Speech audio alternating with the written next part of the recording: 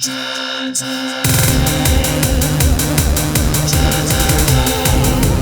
guys, we are not in the basement. In fact, we're on the road. You know, it's a beautiful day today. I thought it'd be kind of fun to get out and let's take a ride. We're gonna go visit our friend Tim. That's right, that Tim guy on YouTube. He's got a great arcade in his house. I thought we'd check it out in this video, and then we're gonna take Tim with us. And then maybe we'll go to the hangar, check that out, then go back to my house, bring the Cloak and Dagger and the computer spaceball down to the basement. Anyway, it's gonna be a fun, a little bit of a different video, nice change of pace. So anyway, all right guys, let's hit the road.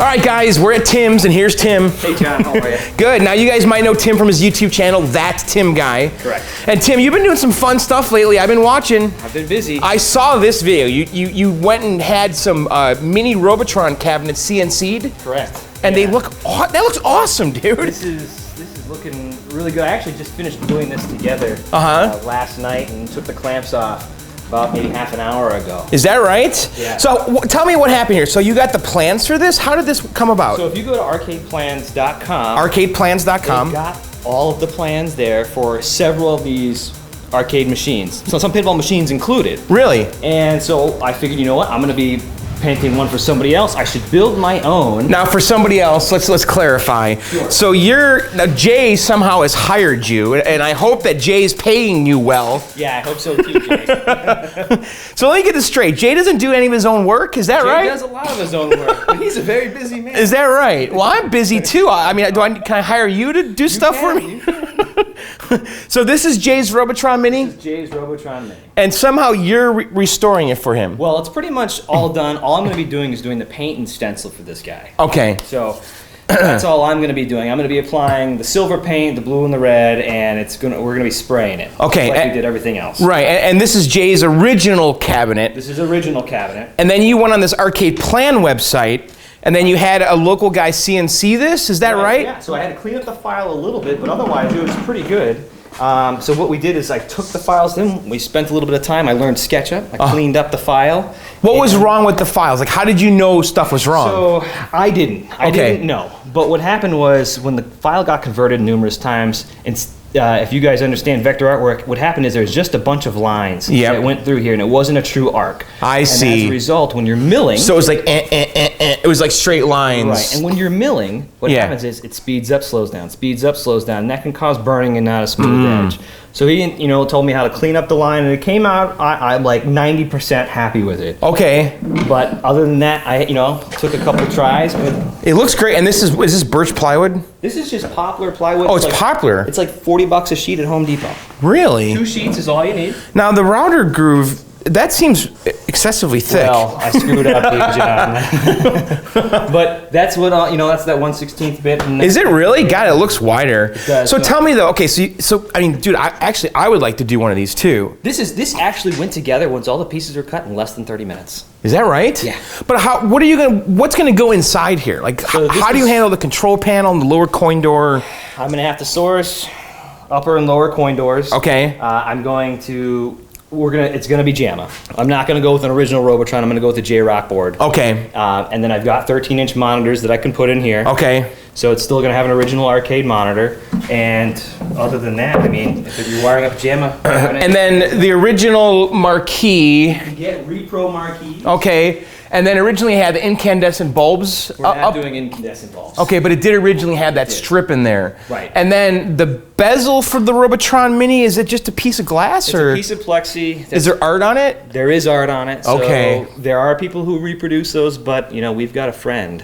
Okay. Scoots. Oh, really? Who might be able to help out. Oh, that's good. And it's a piece of plexi or glass, you said? I'm sorry? Yeah, it's a piece of plexi that'll slide in over the top there, and it rests in these grooves, right there. And then the control panel was originally metal or wood? Wood.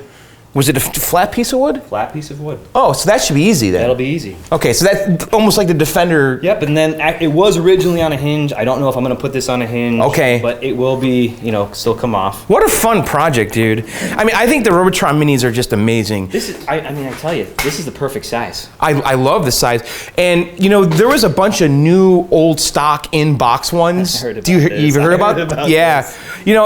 I guess some guy in Canada found like a dozen of them or something in boxes still. Arcade gold. Yeah, and this is going back probably 9 years ago or something. Mm-hmm. And actually, when I got my NBA Fast Break I got it from a guy up in northern New York, upstate New York, and he had one of those new in-box Robotron minis. Oh my God, I almost fainted when I saw it. I mean, I just think they're so cool. I mean, I would totally take one in a heartbeat. Yeah. And then over here, you're working on the Tocon. Yeah, I know everyone's been talking about this on the John's Arcade forum, mentioning you. Yep. So is this? Tell me about the sides. This is okay. It's not bad though. What happened after it sat for a little bit? Yeah. Wood grain started to pop through. Yeah. And that's part of the reason I did the Tocon before this is so that I've never sprayed a wood cabinet before. Right. And now I did it. And plus I tried a new paint. I tried the deck and porch paint. They recommended it being durable over the local hardware. So I'm like, you know what? I'll give it a shot. Really? Color match is perfect. Color looks good. See, I had this problem with my Cloak and Dagger. Yeah. Because I sanded down the kick plate. Yeah. Right? Too good. Yeah. Right? And then I got the wood grain, and then it's like you just have to put. You need like filler primer, I think. Yeah, and it needs after you do it, then you need to sand it. But if you look on the back of this cabinet, I wouldn't sweat this too much. You know what? This does look like a deck. But no, this is original paint. What? This is original paint. Oh, this is back here? This is original paint. Get out of here. No, I'm not kidding. No, and actually, if you look, I got to remember what side I put it on. I think there's a corner where I So you can see some of the wood grain on the original. You can, and if you look on the sides, you can still see wood grain. Right.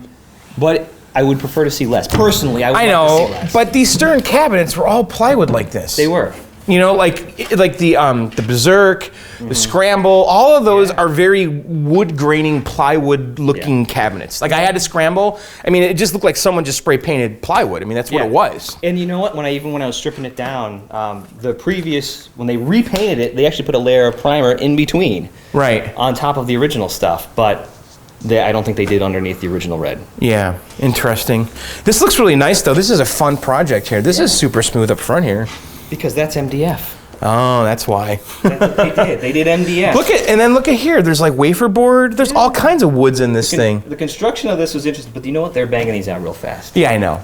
I love this cabinet though. I love the marquee, how it kind of curves on the top here. Yeah, look at that. That's a nice touch. And then you have a nice track and field project here with the original Century coin door. Yep. But this one, guys, has track balls. Yeah. Are you going to keep them? So I've got a track and field in the basement already. Okay.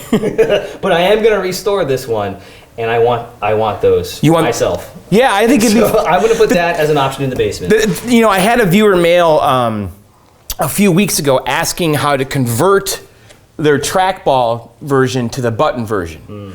Because if you guys aren't aware, there's basically two versions. There's one with the trackball where you spin the trackball to run and all that. And then there's the other version with the buttons that you tap left, right. And I don't really know how the history flowed with the trackball. Like, did this come first? Did this come later? I don't really know. I think this is earlier. You do? I think. Or was this an answer because people were cheating? I would love to know the whole history of this because some of the versions have button guards on them, so people couldn't use like a comb and stuff. Yeah, I had a couple of those. So people were absolutely cheating on this game, and I always wondered if this was in response to that. You can go so much faster with this. Oh, you can. You just whip it. So if you go to Twin Galaxies and look at like the world records, is there two set of leaderboards for trackball and buttons? Double check. But anyway, if you were to convert this to the button version, I guess the harness is exactly the same. I think it is. And there's like an encoder board on the trackball or something. This is what I did when I researched this for the viewer mail. I guess there's like some kind of encoder board on here that converts this to button taps. Yeah, I think you're right. But this is a good looking track and field, really. No, this is way better condition than mine was when I got it. Yeah. And it's got the original side art. Yeah, kind of. Oh, it's kind of like cut in the middle. It must have been bad, and they trimmed it, but they did a nice job trimming it. You know, somebody must have scratched that up. That's interesting. They trimmed around it, but on the other side, it's not like that. Is it the full side art on the other side? It's gone. Oh, it's completely gone. It's just gone. And then you have a Millipede project over here. Yeah, I don't that know was converted to a dart. Ameridarts. Is that right? It was Ameridarts. Boy, you got some fun projects. So you're not sure what to do with that? I might put it back to Millipede and throw it in the basement for a little bit, but yeah, I don't know. That cabinet is it's a waterlogged cabinet. Oh, is it really? It was one of those I got there, John, and I didn't want to take it. Oh, really? And they're like, because I thought it had original Millipede boards and everything in it, and they're like, no, it's Ameridarts. And so when I got there, I'm like, listen, I don't really want this, but I'll give you. So wait, where did you go to get this? I went out to the eastern part of Massachusetts. Okay. And got it. And I was expecting to get this complete with boards for a couple $100. Oh, I see. And I got there, and they're like, no, it's a dart game. And I'm like, I don't want it anymore. Oh, man. And then you were just kind of stuck with it. So we've all had these games where you just regret, you just take the game home. Yeah. You're like, oh. I'm like, listen, I'll give you $50 for it. And then right. they're like, okay. And does it have a monitor at least? Yeah, it had a monitor. It's got the Matsushita monitor. That's in the basement. Okay. And then tell me about this Pac-Man. What's going on here? This is a Pac-Man Cabaret. Yeah, and this is a project for you, or? Oh, no, this is another one of Jay hired you to do this? So this one is we're debating on what to do with it. This is kind of on the back burner for him, but I did a Jungle Hunt mini form. We installed the wood grain vinyl on. Okay, where did you get the vinyl? This is really, look at this. This is really swollen. Well, so here's the thing. That's a That's problem. 7/8 over there. Yeah. And that matches. So it's either swollen or this is the wrong size T-molding. Really? So I can't tell. Boy, that sure looks swollen to me. That's what I thought. First guess. This looks like original T-molding, don't you think? It does. But but it's even all the way around. Did it really take on that much water? Evenly? I don't know. I don't know either. Is it hanging out by the ocean? That sure looks original, though. It does. To me, it does.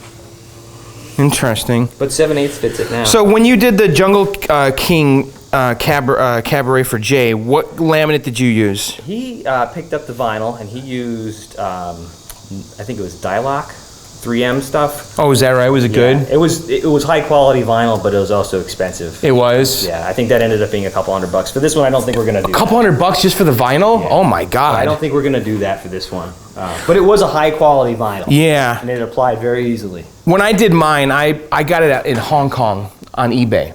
Oh, okay. And the That's vinyl, the way to go. and the vinyl was about $20. That's cheap. Yeah, but it's very thin.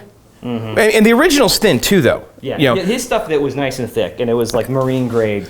Yeah, this was really. This is almost like contact paper I used. Yeah. But it worked. Yeah. It wasn't super sticky. Like you could probably just peel it all off. Yeah, with these wood cabinets, it's just an issue with adhesion anyway. It's like I should have used like a little bit of spray adhesive or something with it, just to kind of really stick it on. I go back at a couple spots on that one too. It's fine for the basement, the vinyl I use, but if I were to put that like at the hangar, I think someone would just peel it off in a day, Yeah, they would. Write their name on it and peel it. Right, exactly. Well, fun. You got some great projects out here. Yeah. You got some. Here's your little 13-inch monitors. 13-inch monitors, buttons, test Geo 7 that I need to get to. Nice. It's just project after project piling up. What's that little control panel? Is that for a? That was out of a cocktail tank. And then Tim, over here, I see you've got a red tent. I do. This is the one I'm excited about. I just got to figure out where in the basement it's going to Who go. cares? Put it down there. It'll go down. It's one of my favorite games. I'm looking forward to this. Yeah. This is like one of those things that I always was out of reach. Right. And then a project came up, so this one's going to at least get the base repainted. It's going to get repainted in automotive black paint. Yep. And it's metal, so I can do it the same way I did the Donkey Kong Resto mod. Okay. So I'll be able to treat that just like a car. Right. And it's not in bad shape, really. No, the red's not that bad. Red to me is okay. I wouldn't. I kind of would, dude. I think you risk really just ruining it. No, I'm going to leave it, the red, and I'm just going to respray the bottom black after I fix the rust and stuff. And then you've got the original Tocon locks on here. Yeah. Like, I love that. I remember when I got mine, like, I didn't have the keys. And that's when I started learning all about the Tocon locks and how Nintendo used them everywhere. They did.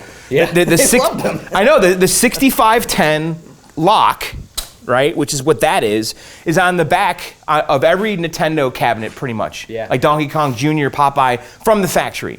I mean, obviously, throughout the years, they've been removed by operators and stuff. But I've purchased games, though, that still had the locks on the back door. Yeah, my 2 Nintendo cabinets I picked up had them. Yeah, and I was like so excited. And I always thought it was so interesting, though, that they would use this common lock everywhere because anyone who had the key could just like steal people's stuff, you know? I wonder if that actually happened back then. Do you think? I don't know. I would imagine that. I mean, between operators, they might. Yeah, it's like, hey, I'm gonna go steal that guy's boards. Yeah. And open the back door and stuff. But so, do you have any? Actually, I sold you a board. You did. You sold me a board. Have you tested this out yet at all? I haven't tested it yet. Oh, really? No, you see what I've got. I'm backlogged. Yeah. And are these the monitors? Those are the monitors with tennis burn-in. Do they work? Yes. They do. They do work, but they've got. Now those monitors are gold. Yeah, I've heard. These are 18-inch sharp. XM, I think, right? XM 1801, whatever. And what happens a lot of times is those monitors are missing, or one monitor is missing. It comes up a lot on the John's Arcade forums. Every now and then someone will post, I need it. I bought a red tent, it's missing the monitors. You fool. No. I bought a red tent, it's missing. The most irritating scenario, though, is gotta be missing one. That's horrible. I mean, you can probably find them in pairs. So yeah, definitely hold on to those monitors, dude, because those are going back, and I had to disassemble the entire thing to get it in the car.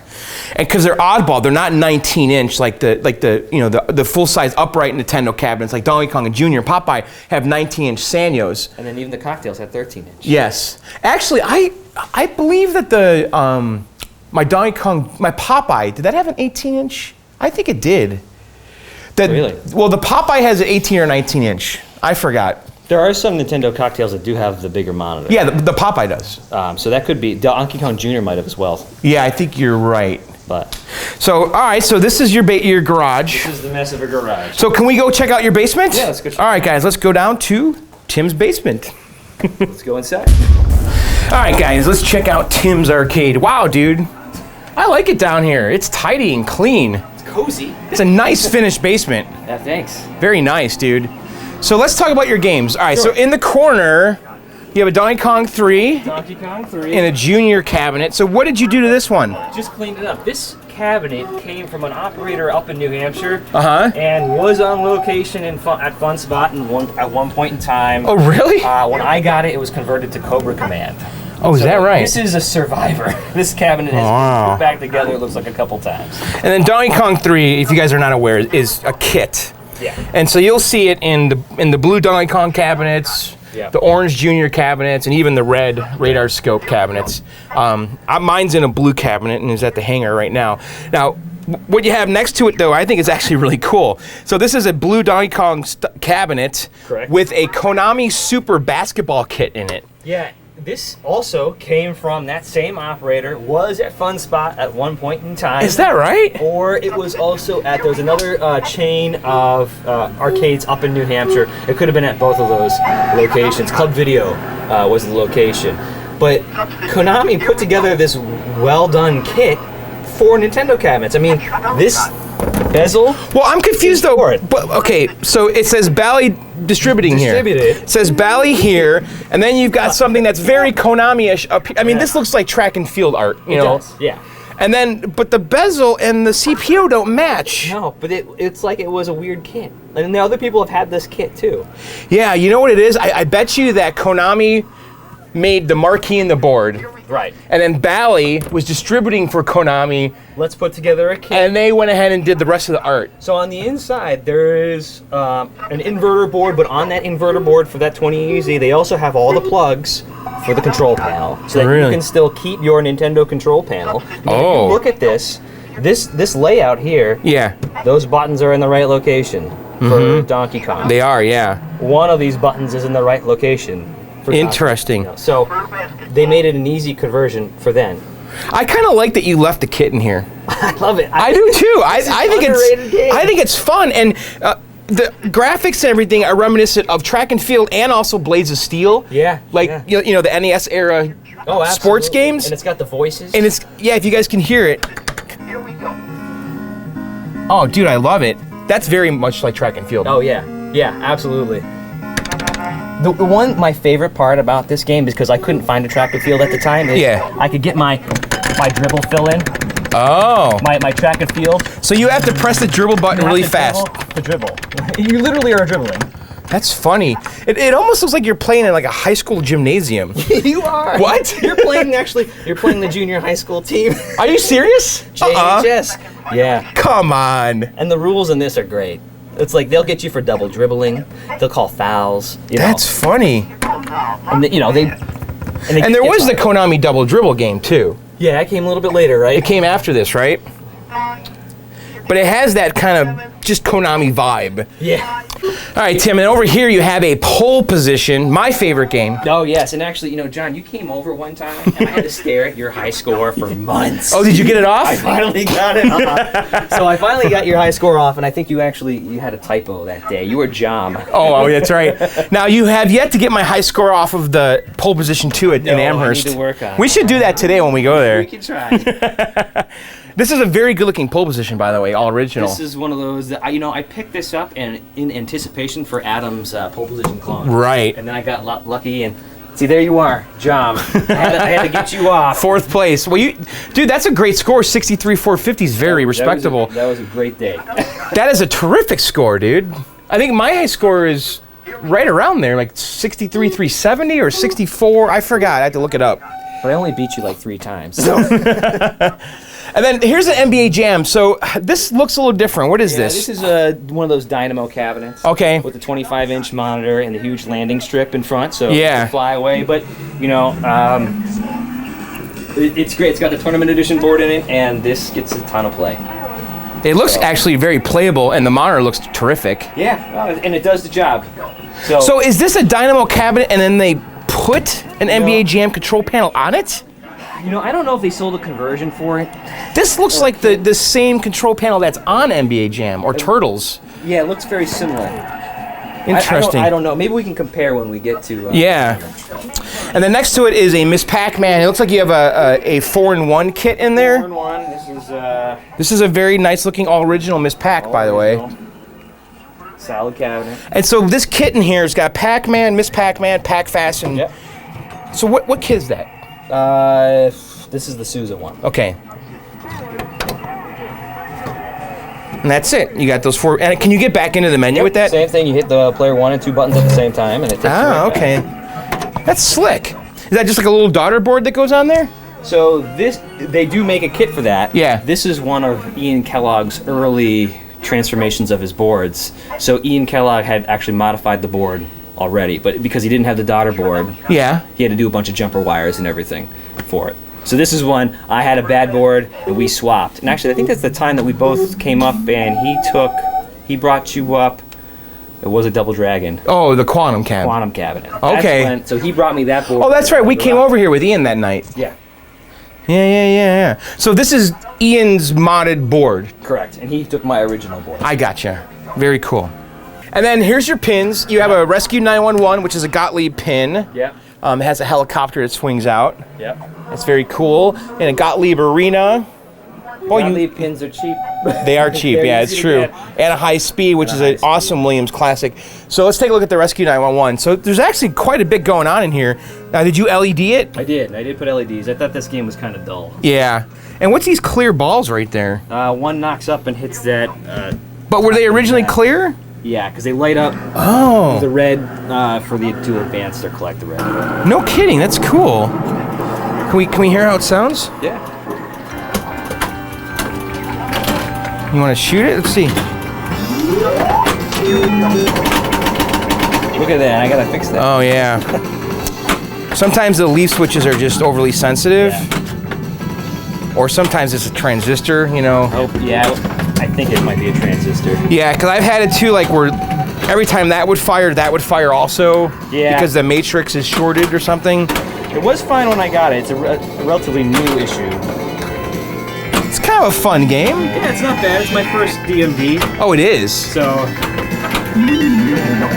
You're right, though. I mean, these are the types of pins that show up on Craigslist, and they're usually inexpensive, and they usually sit there. Correct. Because even at Pintastic, there was one of these for sale. It was just over $1,000. Is that right? Yeah. So it's a lot of bang for the buck. It is. Do you feel the rule set is deep and all that, or? It's way deeper than Arena. Is that right? So what do you do in Arena here? So Arena is it's an awesome game for somebody who's learning pinball as far as the rule set goes. Yeah. You know, your object is to get the LOK in the back, the lock. And once you get, you know, all those lit every time, you get the 2 locks. The balls literally, they lock both of them, and then you get your multi-ball. And you can go around and hit all the targets, and and then when you launch the ball, it goes up into this arena. Yeah, so, and then, you know, that's your skill shot. Oh, it is. So there you go. Let's see how accurate you can be. Oh, look at that, huh? First try. That's why this game is cheap. Because you can get 1,000,000 points. You know what I never liked about this era of pin is this weird side rail material they used. Doesn't it remind you like a cooler, like a weird 1970s cooler? This is like something you would take out on a boat with you. Very durable. I know. But yeah, it's compared to everything else has that texture on it. Yeah, I don't know why they did that. So this was like a transitional time for Gottlieb, was it? With Premiere and Gottlieb and ADB, I think it is. But right. So it's a Gottlieb 80. So that's like the same like soundboard and stuff like on Qbert and all that, isn't it? I don't know. This is like 1987. This was done. Yeah.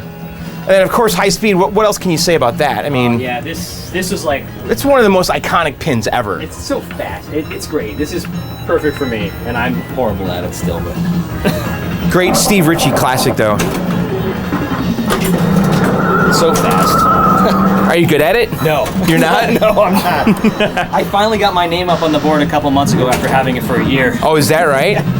Now this wasn't Ted's, was it? No. Okay. No, Ted still has his. Okay. Now, the next game here, listen, if you ever sell this thing, can you please talk to me and not Jay? Because I know that Jay is lined up, right? Jay has been bugging me for it ever since Okay, he well, saw me listen, again. Jay's got enough stuff, all right? Jay has a ton of stuff. Jay might even have 2. No. Yeah, exactly. So this is a Williams Make Tracks Cabaret. And dude, I just love it. It's the same profile as the Robotron Mini, the Bubbles Mini. Oh, yeah. So we can see how the control panel is. We were talking about how it's a flat piece of plywood, right? Yep. And it literally is. And it's hinged and, you know, swings up. Oh yeah, you got to get that hinge. I would love to do that hinge, but it's not. Right. Dude, I love this thing. It's so cool, man.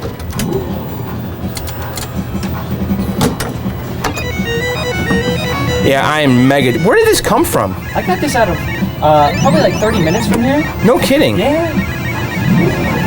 Yeah, dude. I am just crazy jealous over this. It's fun too. The art. I love the cabinet. Like, it's in such great shape. It's okay. The bottom's chewed up. There's stuff hiding underneath that big plate that I put on. Okay. Well, it's all chewed up, but it's a survivor. It's all original. Yeah. I mean, look at the artwork on the side. The original painted, stenciled artwork. The marquee's in great shape. The control panel overlay. All right, we'll talk. Yeah. All right, so here we go. Sega Turbo. I actually love Turbo. And the cockpit has an awesome subwoofer behind the seat. Is that right? Yeah. So that speaker. I love how the seat is molded too. There's a huge subwoofer in that. It's like, I feel like it's like at least a 10-inch. So you can really feel the rumble. Yeah. But yeah, this is actually a really fun game, and I kind of miss mine. I had the upright. Yeah. Because I actually really enjoy playing this game. When you get into it for high score, it's pretty fun, and it is. And the thing is, I always said, with this game, you could just replace the cars with like ice cream cones or something, or meteors. Yeah. It's just like you're literally just dodging shit coming at you, right? Absolutely.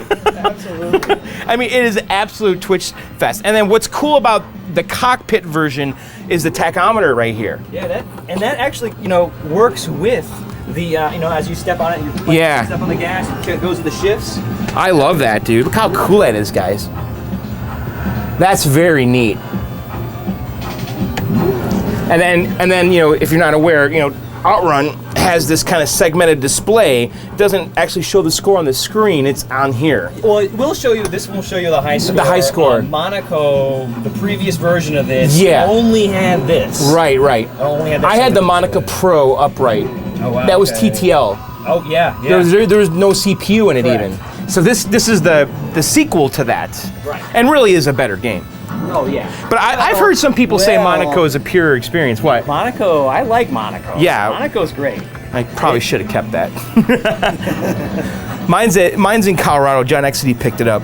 This is fun, dude. This is in great shape too. This was another from that same operator. Is that right? Yeah. It's in good shape.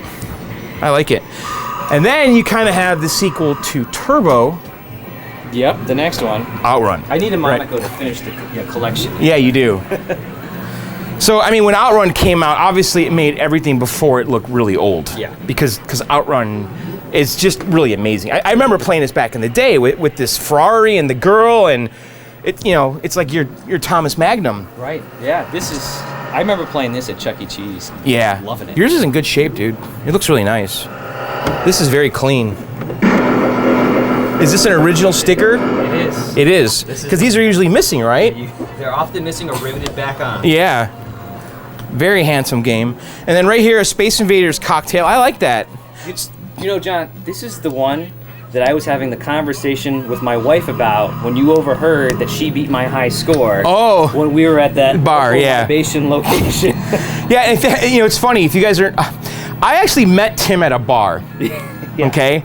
And he was sitting next to me at the bar, and he was talking about Space Invaders high score. Right. With his wife. Yeah, my wife was texting me. And I overheard this. I'm like, are you talking about arcade games? Yeah. This is a true story. Yeah, this is... What? And at the time, I think you only had this game, right? Yeah, it was the only one that we had. Yeah. And then, so next thing you know, we're hanging out. And here we are. Here we are. But I like this a lot. This is the one game I'm really missing and never had a Space Invaders. I have another Space Invaders cocktail. Oh, you do? I do. I kind of want the Trimline Cabaret, though. Oh, those are the way to go. Yeah, that's the one I want. And I'm waiting for that to show up. But I'll get one eventually. Over here, you have a Neo Geo 4 slot. Yeah. That's a reason. I've always wanted a Metal Slug, so that gets my Metal Slug fix. But this cabinet, I had a mutant monitor in it. I had to get another 25-inch monitor. Oh, you did? I spent like 10 hours trying to converge it. I even went down and it jammed me out. Yeah. It just never dialed in right. Really? The green gun was dead. So if anybody wants that too, you let me know. So you've got 4 games in here? Just the 2. Just this and Super Strikers 2. Okay. So I need 2. Is it a 4 slot? It is a 4 slot. Oh, you just don't have any cartridges? Don't have any more cards. Well, I can lend you some. All right. Yeah, I need something. I need a fighting game to play. Yeah, we can help you out. All right, Marble Madness. Yeah, this was a Roadrunner up until a few months ago. And that cabinet was another one from that operator I picked up.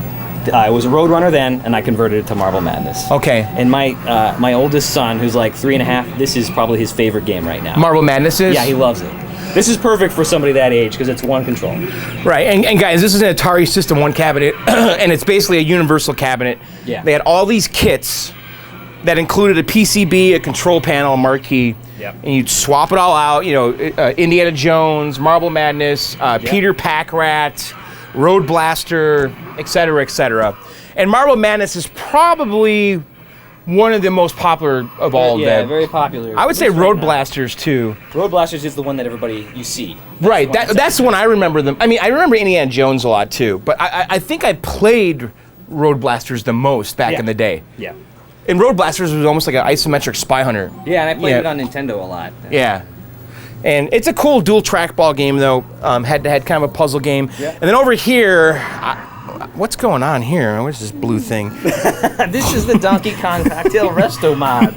John, you actually, one of the first things you helped me do is you helped me with this game when I got it. This thing was rusted, dented, beat up. Man, it was hideous. But this was, the Seeker 77 did the whole art upgrade kit on Clav. Okay. And so I was like, at the time, finding an actual Donkey Kong cabinet was not happening for me. Yeah. So I was like, this one will work. And I like it. I think I like the theme of it. I think this is how they should have done a cocktail table. Yeah. I mean, I know not everybody agrees. It's not purist by any means. But then again, it's a Donkey Kong cocktail that you can find for a few $100. It is. Well, that's the thing is that a lot of people, when they first start collecting, myself included, you start settling for the Nintendo cocktails because they show up on Craigslist a lot. They do.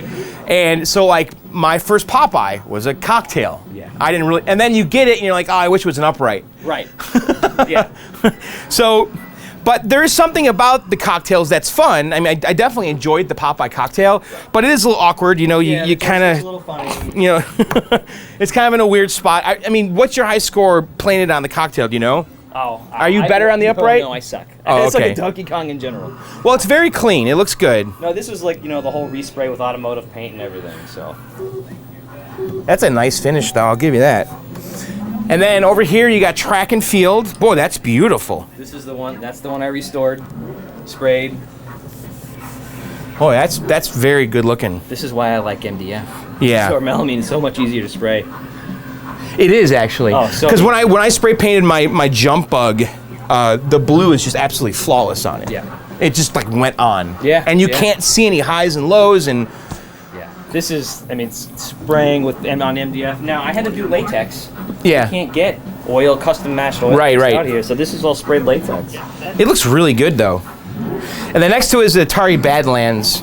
You're actually selling that, aren't you? It's on Craigslist right now. Somebody please buy it. So if anyone wants this, get a hold of Tim. Get a hold of it. What are you asking for? Do you want to say? Yeah, no, I put it on Craigslist at I think it's down to $360 now on the Craigslist. So $360, you can get yourself a Badlands. You can get it for cheaper than that. And so this was. Tell me about the cabinet. This was an NFL football cabinet. Oh. And was that a laser game? Technically not Laserdisc, but video disc. Oh, okay. That other technology that they used, that I think was more like the VCD. I think they was called. Right. CED. Okay. Capacitance, something or other. Yeah. But it was a video game. Right. Like literally with two different teams you could play as. Okay. And I had no idea what this cabinet was. So a couple people had guesses, and then I was starting to strip the black paint off of it. It was like truck bed liner paint that they put on it. And underneath you can see the original artwork that was, fallen away. But it works, It is. It's like Championship Sprint. I think it's a pretty rare game. People, This is a very nice conversion. They did whoever did it before, they did a nice job. So we've got gas pedals. Gas pedals, steer and shoot. That's it. So it's like an Ivan Stewart off-road type game. Yeah, and it's got. But you can shoot the other players. Yeah, and it's got the same type of power-ups as Championship Sprint with the gold, the gold wrenches or whatever. I don't know, dude. It's kind of cool. Not bad. And you can shoot the other players. There you go. There you go. Yeah. I like that, Tim. There we go. And then what's this cocktail here? Why is it all like... This is a bootleg. What is this? Invaders cocktail table. This looks like an old 1970s bar top. So when I found this on Craigslist, Space Invaders cocktail table. And I no pictures. Right.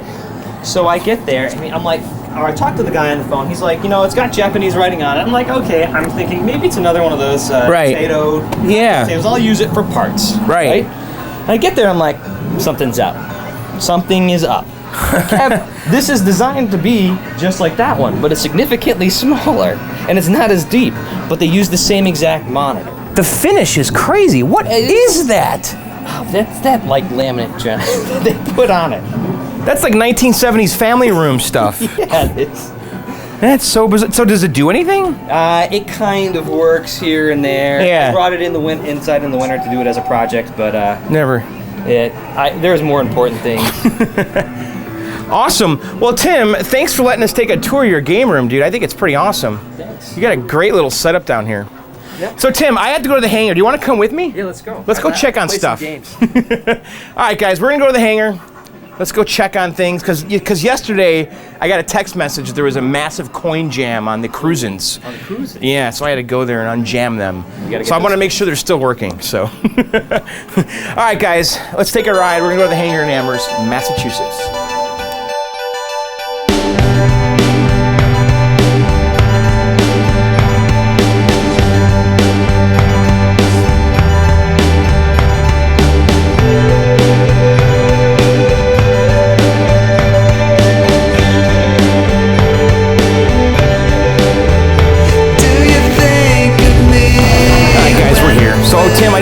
check on things. All right, Jeff. And also kind of give you guys an update, because Jay and I have added a bunch of stuff lately. Yeah. It's been a while since I've been here. Let's kind of just walk through real quick. So, Big Buck Hunter Pro, that's not ours, other operator. It does get played a lot. I bet it does. Yeah. People love gun games. They do.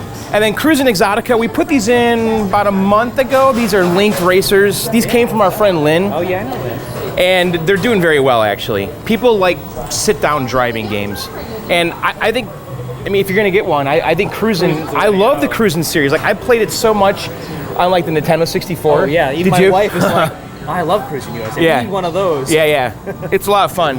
And then Jay and I just got this monstrosity. Wow. And it's so cool, dude. It is awesome. So this is a dedicated Time Crisis 3. With the pedals. With the, well, Time Crisis, that's the whole thing about that game, is that you kind of like, you hide and you pop out. But just look how sick that is, dude. Yeah, the monitors look really good. I love the little neon lights right here. Yeah. Like, guys, check this out. Like, look how that glows. Isn't that cool? And then these guns, they recoil when you shoot. Oh, no way. Yeah, it's a super cool effect. Yeah, it is just an awesome gun game. And then over here is a Golden Tee. That's not ours. I really like that pedestal, though. I'd like to get that for the basement. They actually cut, the full-size game. That's what they did? Yeah. So this is a total operator hack. That is. So they cut this cabinet is like the one I have in my basement with the CRT, and then they cut it down and then put these metal brackets here and added an LCD. And that's Golden Tee Live, I think 2017. And then this ice basketball game just murders it here. That's not ours, but it gets played a ton. And then here's skee ball. So every time I come here, I got to make sure that all the balls are in the games. Oh, because no, what happens is kids play this and they'll take all the balls from this game and they'll put it in the left one. Oh, they want more stats. So all the balls will be in one of the machines. But skee ball has just been very consistent. And then back here is our Simpsons 4-player. That's the one I worked on that too, right? Yeah. Fix the buttons on it. That's right. Yeah. So Tim helped us set it up when we brought it in here. We took the turtles out of here and brought that to our third location in Greenfield, and then we're going to try Simpsons out. Simpsons is doing okay. It's in a really bad spot, though, in the corner back here. And then we have our classics, Frogger, Donkey Kong, Super Mario, Miss Pac-Man, Galaga. So what Jay and I have discovered here is that it's all about the iconic games. Yeah. People want to play these games. Those are the classics. Everybody knows Galaga and Pac-Man, right? We've tried the oddball stuff. Even Robotron didn't do well. That's odd. Yeah, so That's odd to me. Dude, Robotron was one of the worst dogs ever. Really? Like literally, we gave it like a month and nobody cared about it. Wow. It's crazy, right? That's weird. Yeah. So what we've been doing is removing games like Robotron and the games that don't get played and replacing them with stuff that we think people are going to want to play. Right. Like the more 90s type stuff, the gun games, the driving games, etc. So Neo Geo's still here. I'll tell you, Neo Geo doesn't do that great. It does okay. Bust a move, maybe? Yeah, I haven't looked in a while because you can actually see which carts get the most play. Okay. Mortal Kombat 2 does fantastic. And all right, I would expect Mortal Kombat to do all right. I think initially when we started, Street Fighter was doing better, but now Mortal Kombat is. Kung Fu Master is still here. It really needs to leave. It's a miracle it's here. Spy Hunter, we put that in not too long ago. That game's crushing it. People love this game. And here's the thing, it's on 50 cents. That's the default setting. Oh, funny. We don't have a battery in here. So we can't change it. We can't change the settings, and so I'm like, all right, let's just try 50 cents. We have no choice. And it's working great. Hey. And people like it. And you know what? It looks like a 50-cent game. No, it does. It's beautiful. People like that game a lot. Now, Virtua Cop, I don't know if you've ever seen this before. I have no idea where this would have come from. There's even a credit in it right now. Is there really? One credit. So I bought this, or Jay and I bought this from Tim. Yeah. And Tim, people like it a lot. Oh, good. It's a very nice looking game, too. We actually have 3 gun games in here right now. Yeah. But I love this game. Yeah. And it's getting a lot of play. People really like it. I'm Yeah. glad people are playing it because it just wasn't getting played at our house. Yeah. And then Tron we put in here not too long ago. This is one from Jay's Overflow.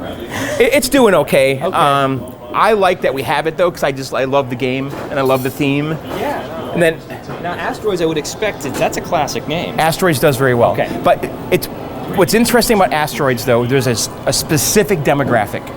it's the older guys. Yes. Okay. I'll come in here like on a Wednesday evening, like a weekday, and there's always like this guy in his 50s with a beer, sitting on a stool playing this game over and over again. Yeah. All right. It's like the oldest vid we have, right? Let's kind of cut through here. Excuse us. And we'll come back. So over here. So I don't know. The cocktails don't seem to get played at all. How was Tapper when it was here? Well, Tapper's in Westfield right now. Okay. And it's meh. Yeah. Maybe people don't. Yeah. All right. So here's House of the Dead 4. Jay and I picked this up from an operator This thing is cool. a few weeks ago, and we thought when we bought it that it only had a bad hard drive. Oh no. That wasn't the case at all. There was more. The computer was dead. Oh. And we couldn't figure it out. We tried swapping hard drives and the DVD drive and all this stuff, and we couldn't fix it. And it turned out it was the computer, the Limburg computer. We had to send it off to this guy, I Love Ken. I Love Sega. No. What's his name? Ken. I Repair Sega. I Repair Sega. Ken, that's right. So we sent it to him, and he said there was a bad soldered EEPROM on the motherboard that we would have never figured out. No, never. So he actually swapped computers with us and charged us like $300. And now it's working. Good. The guns did not work initially. We had to take them apart and reconnect the connectors. Yeah. Those guns are $700 a piece to replace. Now, do those recoil as well? Or? No, they don't. There's a piece of metal in here. Okay, so it shakes maybe? You're supposed to shake it when the zombies get you. Oh, okay. Yeah. But this game is sick, dude. Like, this is like, and we also have House of Dead 1 in Greenfield. Okay, yeah. And this is House of Dead 4, and the graphics are just amazing. Like, look at it. They're just like it's like PlayStation 2 era. Sega did a nice job. They do. And then Street Fighter 2, that's the one that was in my basement. Yep. Still consistent, you gotta have it, right? Yeah. So this is an NFL Blitz / Showtime combo cabinet. The monitor died like last week. I removed the chassis and I sent it out for repair. Okay. Jay and I decided to just send it out. We had no time. Yeah.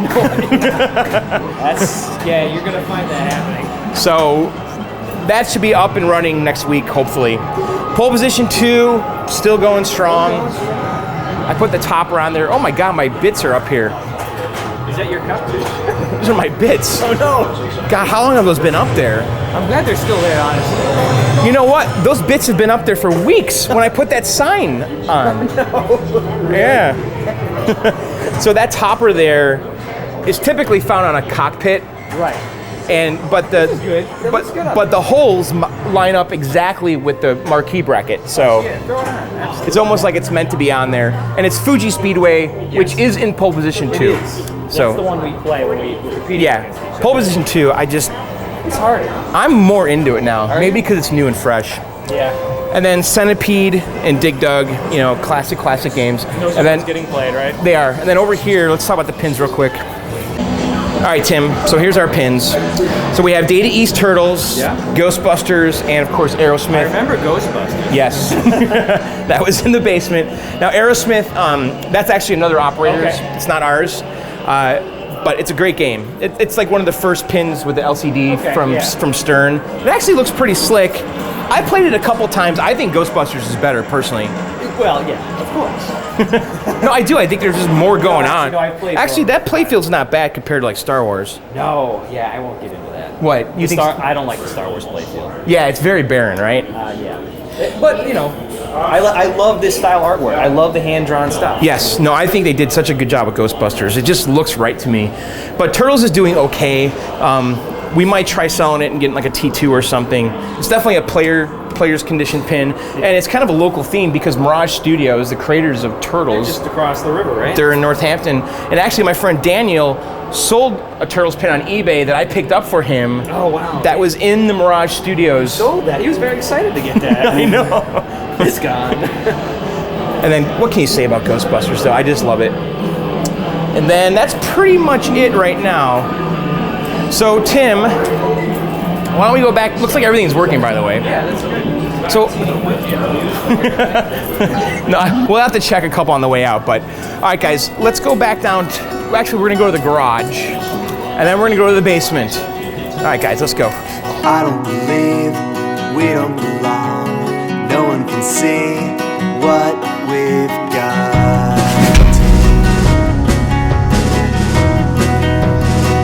All right, Tim, we're back in the garage. We're in the garage. So we were gonna move Computer Spaceball and Cloak and Dagger down, but we just looked at the space down there. I don't have enough room. I thought I did. Yeah, that's great shit. So we're gonna bring only the Cloak and Dagger down. We got it strapped to the cart right now, but Computer Spaceball is gonna have to wait. I'm probably gonna pull the pinball out by myself maybe next week or something. If you need help, let me know. Yeah, thanks, man.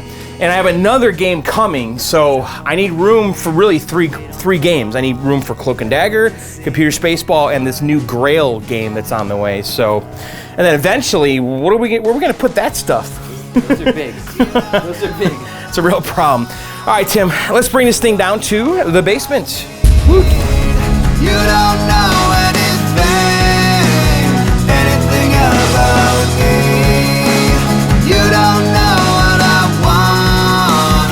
You don't know what I need. You don't know anything about me.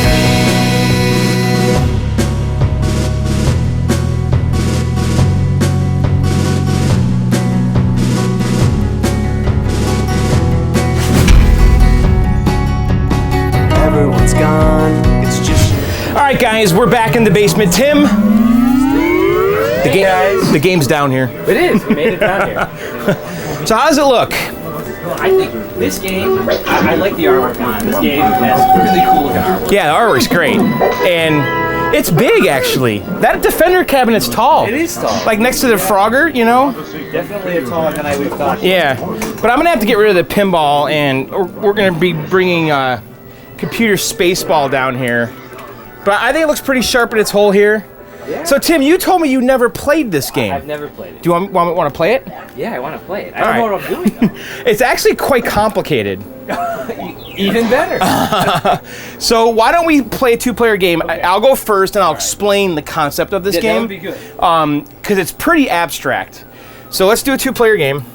So right here, we could select what level we want to start on. Novice sounds good to me. So let's start on the ground level. So this is like an elevator? Yeah, it is, yeah. And you're trying to get all the way down. If you start in a later level, like 9, you get a bonus, like in Tempest. Right. So here's the setup. Stop thief. Your mission, recover the stolen plans from the evil Dr. Boom and destroy his underground bomb factory. The music's great. Yeah. So we're in the elevator now. We're going to the first floor, okay?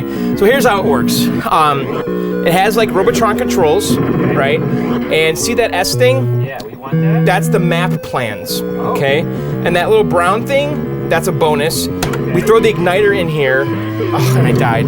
Oh no, okay. All right, so I'll have to show you. Basically, all right, so we're gonna do ground level again. Yeah. So you want to get the map piece, okay?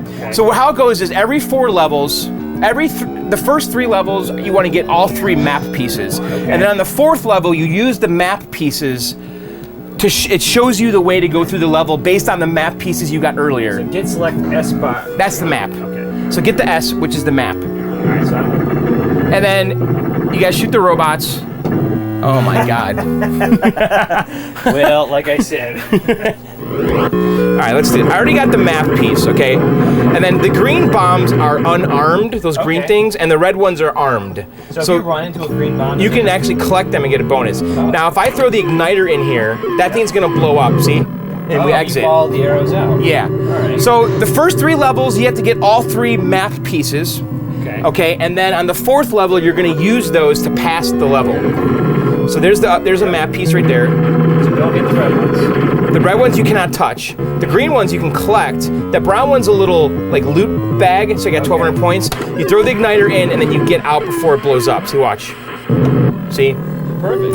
So that's the 2nd level. We got the 2nd map piece. All right. Now the 3rd level, we have to get the 3rd map piece. And if we don't get all 3 of the map pieces, it's gonna make your life hell on the 4th level. You'll see what I mean. So let's throw the igniter in and get out. And we get a bonus if we you get a fuse bonus. Okay, like the time. Because there's a bomb in the middle that's gonna blow up regardless. Okay. And you can, now we're on the 4th level. Okay, so now it shows me the path because we got all the map pieces. See, there's landmines in there. There's land. Yep, that's a free life right there. So because we got all the map pieces, it shows us a safe way to get out. So let's get... So now that cycle starts over. So then you get all the map pieces. Okay. 3 levels in a row. Those map pieces. Yes. Otherwise you have no way of passing the level.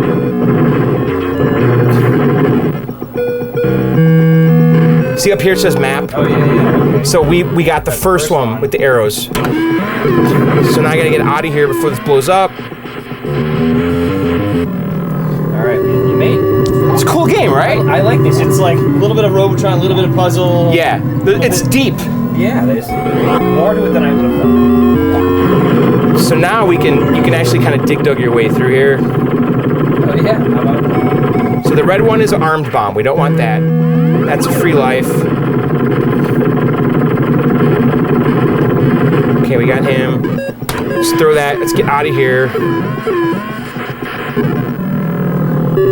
We gotta level this thing off, or I think it's sitting in a hole. Oh, you know what? Maybe that same thing when we moved Ghostbusters. Yeah, because there's a French drain back there, and I think it's falling into it.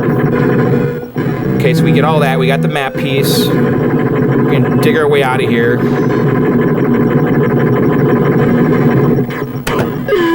I guess we're gonna leave that eye thing alone. Yeah, that's scary. I think we kind of have to go like all the way into the hole, like commit to it. You want me to lean on the cabinet from wobbling?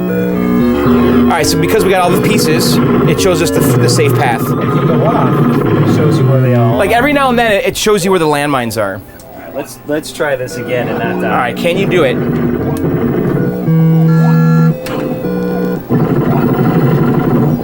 So you didn't throw the igniter in there, so you got no fuse bonus, I don't think. You gotta get really close. Okay.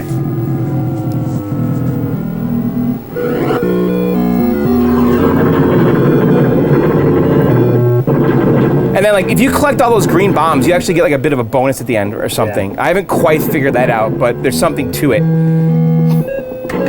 No, oh yeah, you got it. Okay. And so you got a fuse bonus and 1,000 points. So I don't know like how that really works. Like, you know, if you throw it in sooner or later or when or whatever. Yeah, something like this. And then these little forklift things. You want them or no? No, they're basically turning the bombs into armed bombs. Oh no, they're not right now, but they can later. But if you shoot them, the bullets will ricochet back at you.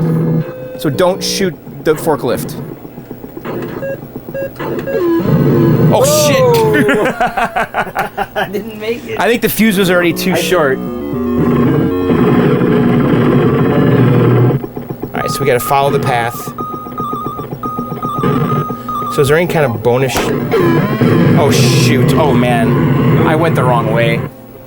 It's a tough game though. No, but you know I could get into this. I love the depth of it. There's something about collecting those green bombs though that add up to big points. Or shooting them. Yeah. See the level bonus 300? Yeah. I think that's directly related to what you collected. Okay. We should actually pay attention.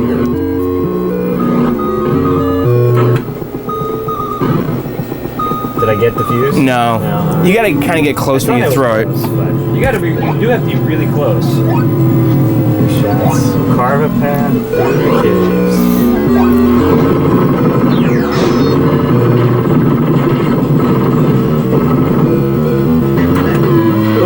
Ah. Shot me, and there's the fuse going off. Alright. This level's... Oh my god, I touched a landmine. Oh. Oh, it's my turn still. I got free lives. Your game's over, I think. Yeah, that sounds good.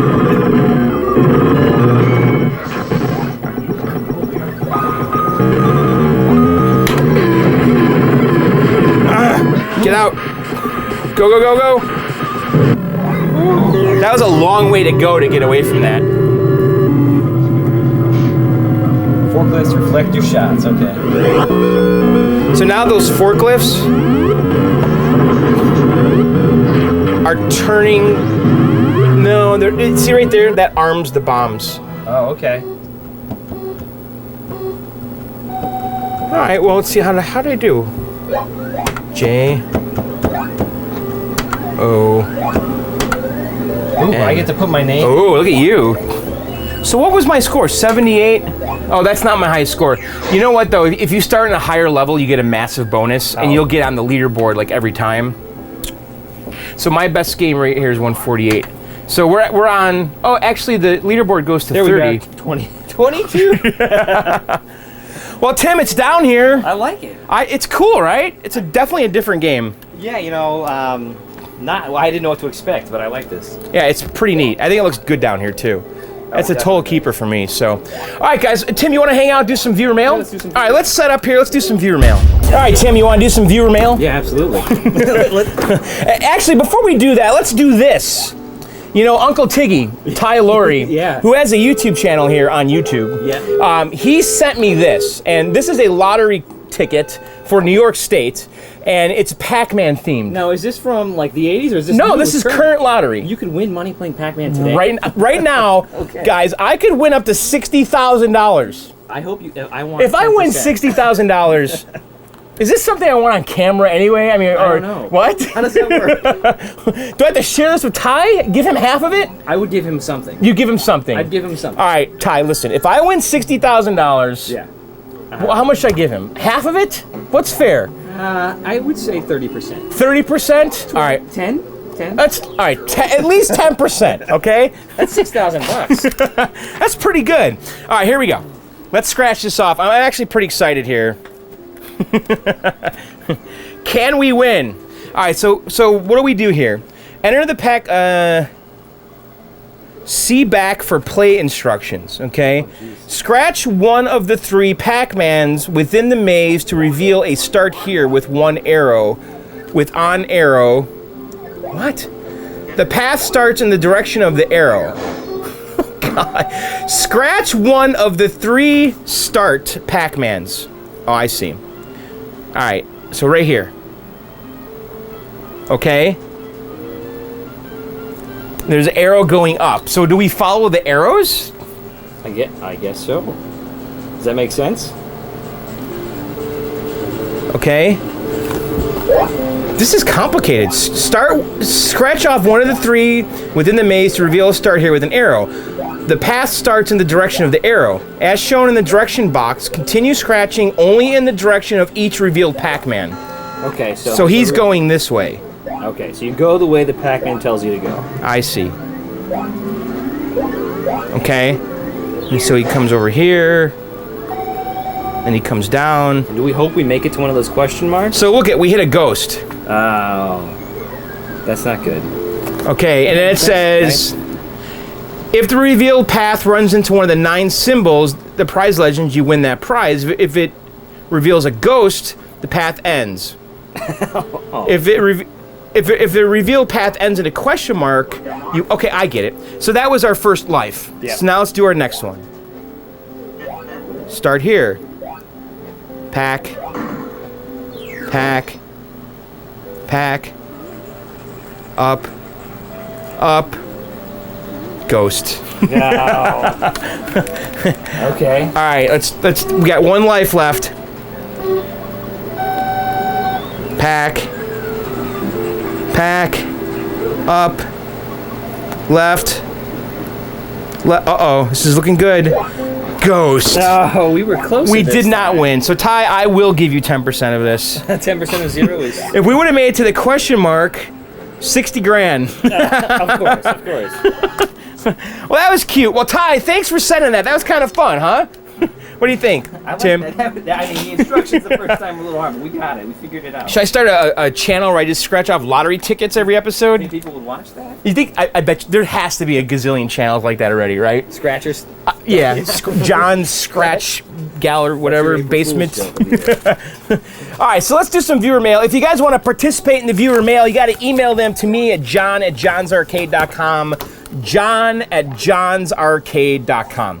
First one here is from Chad Webb. It says Cloak and Dagger speaker. Oh, hey, right. John, I noticed you decided to use a speaker normally designed for a guitar cabinet. I'd be curious if there will be any unwanted breakup. I would think in a gaming or standard audio situation, you might think on going on a different route. Just a thought. Anyways, thanks for all the awesome videos and the time you spent on them, Chad Webb. Well, Chad, I don't know. The speaker I got said it was like for a guitar cabinet project kit, right? But it said full range speaker, right? And it sounds right. And the ohms don't, I mean, you well, it was the correct watt. It was a 15 watt speaker, 8 ohms, which is what I needed. Okay, then I would think. It sounds, I mean, it sounds totally normal. We're not pushing out high fidelity. I think what he's saying here is that the guitar speaker maybe had a very limited range. You know, it's designed for, you know, one sound tonal whatever, but it was labeled full range speaker. So I think it's perfectly fine, and it sounds totally normal. It sounded good to me. It's not distorted. it's not breaking up. I'm hearing all of the I don't hear any frequencies, and so no. I think the speaker I chose is just fine. I think that it was labeled as a guitar speaker as some kind of like marketing thing, like they were trying to appeal to that segment of the world. Right. You know, that's my thought, and I'm sticking with that speaker because it sounds perfectly fine. Now this one's interesting. Monitor burn Band-Aid fix. Have you ever heard of this? Because a lot of people have asked me, how do you fix burn-in? You don't. And I always say you don't, right? There's some old wives' tale, if you leave it out in the sun, it would correct it. But you have burn-in because the phosphor on the inside of the tube is burnt. Right. Yeah, that's it. Not on the outside, on the inside. Because the guns basically eat away the coating on the inside. Anyway, he says here, I recently heard about somebody using automotive window tint to help mask the effects of monitor burn-in, either by directly applying it to the monitor and or the glass. I don't currently have anything I can try it on, but I thought I would ask you for your opinion on this. Do you think it might work? The short answer is I do think it actually would minimize the appearance of the burn, because when you have tinted glass, like some games I install tinted Plexion or smoked glass to hide burn-in. Right, and a lot of games from the factory have tinted glass. This Pac-Man is a perfect example. Donkey Kong, yeah. A lot of the games down here, the manufacturer, the original manufacturer, use a tinted bezel. Yeah. And a lot of times you put that over your monitor and that burn-in kind of vanishes. Right. So I think the short answer to this is yes, I do think that if you tinted the bezel, it's going to make the burn, it's not going to go away, but it's going to make it look minimal. I think they would have to try and see what percentage would work best. Right. I don't know if you want to go too dark, it might not show through all the colors. So. Right. But I think you can go to a local glass shop and have them cut you a bezel out of tinted glass. I take my stuff into a local glass shop. It's like $25-$30 for a piece. For tinted? Yeah, for tinted. And now, are you getting a tempered glass, or is it? No, I'm not. I'm putting in but it's 1/4 inch thick, and it's pretty solid stuff. No, it's not on location. It's not on location, so because typically they use tempered glass, because if you break it or punch it, it just explodes into a bunch of little like diamonds. Yeah. Whereas plate glass, it's giant knives. That's not good. No, and actually right here, see that scar? Is that a video game wound? No, that's from when I was a kid. I was at my grandpa's house, and I was running towards the screen door. But it didn't have a screen. It had a piece of glass, and my hand went right through the screen door and the glass, and it slit my wrist open. And that thing was like the size of a quarter open. I remember. I'll never forget that. Yeah. So yeah, that's why the plate glass can hurt you.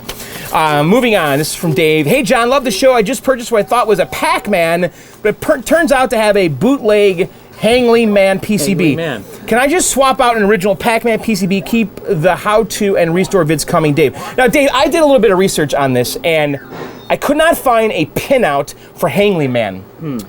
And I don't have an answer for you on this, and I'm wondering if anyone does. So what you need to do is Google the pinout. This is what I did. I Googled Hangar PCB. Hangar PCB pinout. Right. And you want to compare the pinout to Midway Pac-Man. Correct. Pinout. And if they're the same, they're the same. If they're not, they're not. Right. So I don't know if this is like it could be JAMA, right? Yeah. Because back in the day, that was before JAMA though, really. Like most 1981, likely, right? Yeah, mid-80s was JAMA. I think the odds are good it's the same pinout, but I wouldn't count on it. Yeah. Because I think those boards were probably sold in a bootleg kit.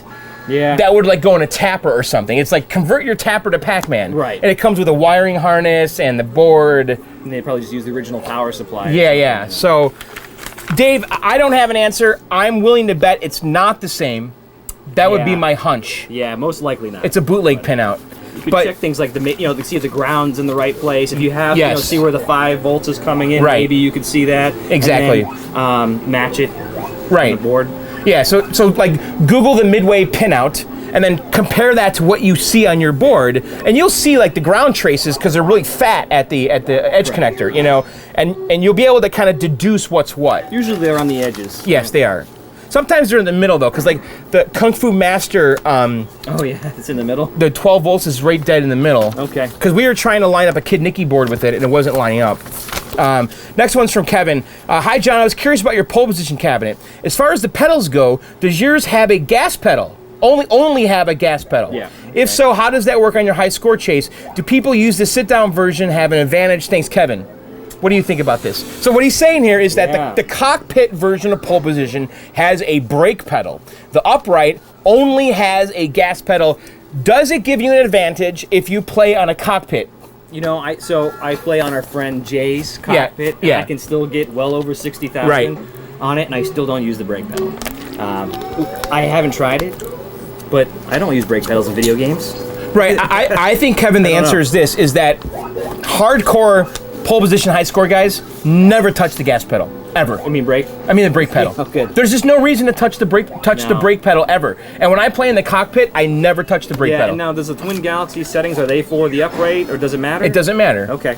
And the thing is, I don't think you need the brake pedal in pole position. It's unnecessary. No. Because you can regulate your speed by removing your foot from the gas pedal. That's all you need to do. That works better. It works way better. So, Kevin, I don't think that the cockpit players have any kind of an advantage at all, because I don't think anyone uses that brake pedal at all.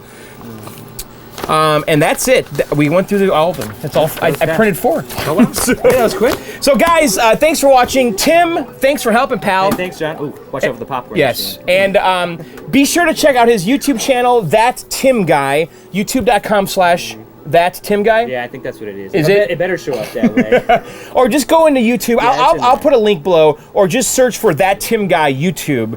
And Tim's doing all kinds of fun stuff. Right now, you're doing the Tocon. The Tocon and the Let's Make an Arcade Cabaret. So we're making the Williams Mini. Yeah. So if you guys want to follow those restores, including the Robotrons, go subscribe to his channel. So and again, if you guys want to send viewer mail, john@johnsarcade.com. Could be a question, comment, whatever. Send them. We'll read them on the show here. And then next weekend, I have to work on the Mortal Kombat.